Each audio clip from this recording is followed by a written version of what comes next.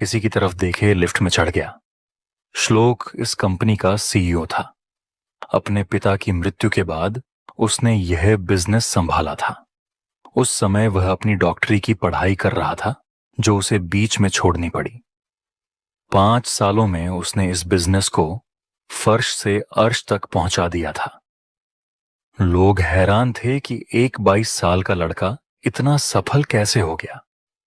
उसने बिजनेस के साथ अपनी पढ़ाई भी पूरी की और अब वह देश के बेहतरीन हार्ट सर्जन्स में से एक था। श्लोक के परिवार में उसकी मां वसुंधरा अग्निहोत्री ही उसके लिए सब कुछ थीं। उनके अलावा वह किसी की नहीं सुनता था। उसके चाचा कैलाश, चाची मेनका और उनके बच्चे सार्थक और कीर्ति भी साथ रहते थे। ऑफिस के केबिन में बैठकर श्लोक अपने असिस्टेंट देव को घूर रहा था। देव, तुम एक लड़की की जानकारी 3 दिन में नहीं निकाल पाए। क्या वह कोई जलपरी है जो अचानक प्रकट हो गई? क्या उसका कोई रिकॉर्ड नहीं है? मुझे लगता है तुम्हें यह नौकरी छोड़ देनी चाहिए। देव सिर झुकाए खड़ा था। सर, मैंने पूरी कोशिश की, पर ताज्जुब की बात यह है कि हमें कोई लिंक नहीं मिल रहा।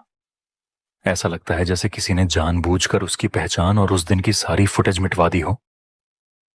अब तो वह मैम आकांक्षा ही बता सकती हैं कि वह वहां कैसे पहुंची। श्लोक खिड़की के पास खड़ा होकर धीरे से बोला, उसे होश आ चुका है, पर मैं अभी उससे यह सब पूछकर उसे और परेशान नहीं करना चाहता। शायद कुछ समय बाद वह खुद बता दे। देव ने मन ही मन सोचा, जब उसे होश आ गया है तो आप मेरी जान के पीछे क्यों पड़े हैं? मुझे तो ऐसे सुना रहे थे जैसे मैंने आपकी कोई फाइल चोरी कर ली हो। श्लोक ने उसे जाने का इशारा किया और काम में लग गया। कुछ देर बाद उसने दूसरे लैपटॉप में घर की फुटेज देखी। आकांक्षा सोफे पर पैर मोड़कर, चेहरे को हाथों में छिपाकर बड़े ध्यान से टीवी देख रही थी। जब श्लोक ने गौर किया तो पाया कि वह टॉम एंड जेरी देख रही थी और बीच बीच में खिलखिलाकर हंस रही थी।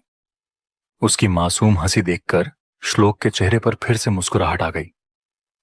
उसने मन में कहा, बच्ची कहीं की।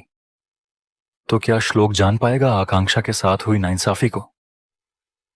क्या आकांक्षा श्लोक पर भरोसा करके अपना अतीत उसे बताएगी?